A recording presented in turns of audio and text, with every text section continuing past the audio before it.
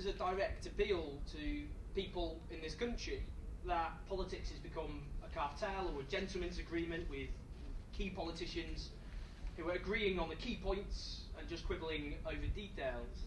We're 5 years into a crisis that working people, disabled people, unemployed people and others are expected to pay for. We were told we're all in this together, but the increase in the wealth of the top 1,000 people alone since 2008 is bigger than the entire national deficit. Now that is, in our view, unacceptable.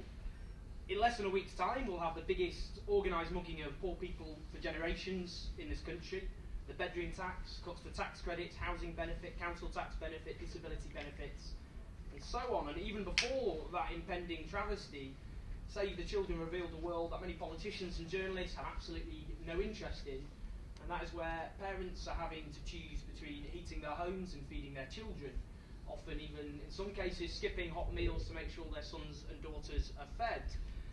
We've got reports last year of schools cutting back on the size of school lunch portions, and the only thing booming in this country at the moment are food banks. It's the 7th richest country on earth, and apparently we cannot afford to feed our poorest people anymore. It's projected that the average Briton will be no richer in 2020 than the turn of the century.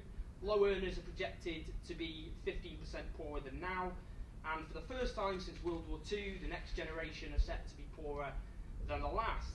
Furthermore, the Tories have used the crisis of the banks to dust off policies they always dreamt of but never thought politically possible.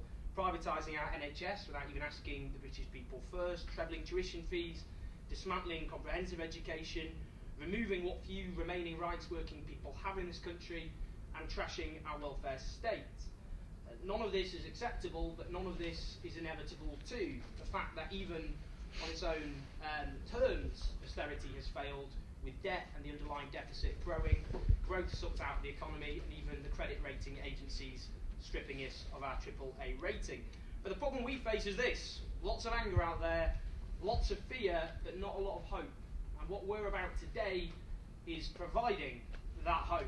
And we'll be asking questions our political establishment aren't asking.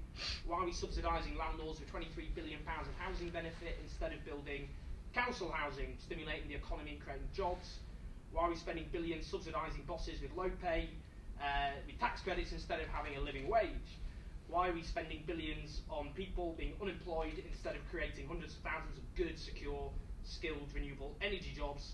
And why don't the public have control over the banks that we bailed out, who carry on business as usual? And of course, why do we always talk about benefit fraud instead of the billions lost through tax avoidance at the top? So the People's Assembly is a response to this completely unacceptable situation.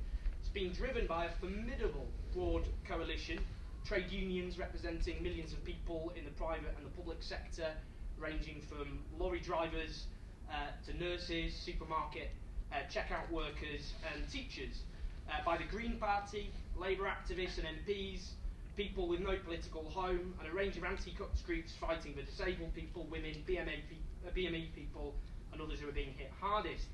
We'll be holding a rally of 3,500 people in Westminster Central Hall on June the 22nd.